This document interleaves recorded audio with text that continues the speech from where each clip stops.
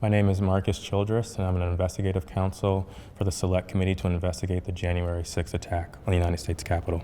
What do you want to call them? Give me a name. Give me a White name. supremacists and Who would white you like me to condemn? White supremacists and right Proud militia. Boys, stand back and stand by. After he made this comment, Enrique Tarrio, then chairman of the Proud Boys, said on Parler, "Standing by, sir." During our investigation, we learned that this comment during the presidential debate actually led to an increase in membership from the Proud Boys. Would you say that Proud Boys numbers increased after the stand back, stand by comment? Exponentially. I'd say tripled probably, with the potential for a lot more eventually. And did you ever sell any stand back and stand by merchandise? One of the vendors on my page actually beat me to it, but I wish I would have made a stand back, stand by shirt. On December 19th, President Trump tweeted about the January 6th rally and told attendees, "Be there, we'll be wild." Many of the witnesses that we interviewed were inspired by the president's call and came to DC for January 6th.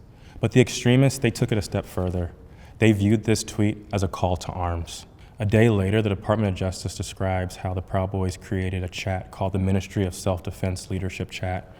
In this chat, the Proud Boys established a command structure in anticipation of coming back to DC on January 6th. The Department of Justice describes Mr. Tarrio coming into possession of a document called the 1776 Returns, which describes individuals occupying key buildings around the United States Capitol. The Oath Keepers are another group that the committee investigated. You better get your ass to DC, folks, this Saturday. Yeah, if you don't, there'll be no more republic. But we're not going to let that happen. It's not even an if. It's either President Trump is encouraged and bolstered and strengthened to do what he must do, or we wind up in a bloody fight. We all know that. The fight's coming. The Oath Keepers began planning to block the peaceful transfer of power shortly after the November 3rd election. And according to the Department of Justice, Stewart Rhodes, the Oath Keepers leader, said to his followers that we were not going to get through this without a civil war. In response to the December 19th, 2020 tweet by President Trump, the Oath Keepers focused on January 6th in Washington, D.C. In response to the tweet, one member, the president of the Florida chapter, put on social media, "The president called us to the Capitol. He wants us to make it wild." The goal was for the Oath Keepers to be called to duty so that they could keep the president in power, although President Trump had just lost the election. The committee learned that the Oath Keepers set up quick reaction forces outside of the city in Virginia where they stored arms. The goal of these quick reaction forces was to be on standby just in case President Trump invoked the Insurrection Act. Did the Oath Keepers ever provide weapons to members? I'm going to decline to answer that on Fifth Amendment grounds and due process grounds. In footage obtained by the committee, we learned that on the night of January 5th, Enrique Tarrio and Stewart Rhodes met in a parking garage in Washington, D.C. There's mutual respect there.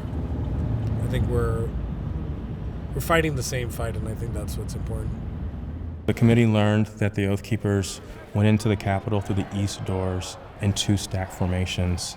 The DOJ alleges that one of the stacks went into the Capitol looking for Speaker Pelosi, although they never found her.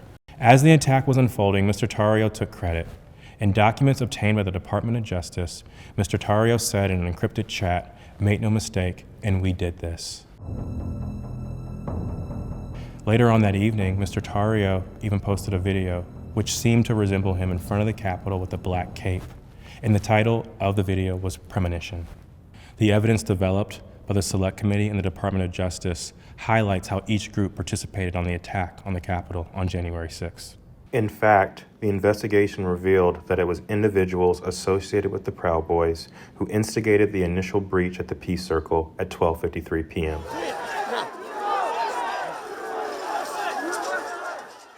Within 10 minutes, rioters had already filled the Lower West Plaza. By 2 o'clock, rioters had reached the doors on the West and the East Plazas. And by 2:13, rioters had actually broken through the Senate wing door and gotten into the Capitol building. A series of breaches followed. At 2:25 p.m., rioters breached the east side doors to the Rotunda.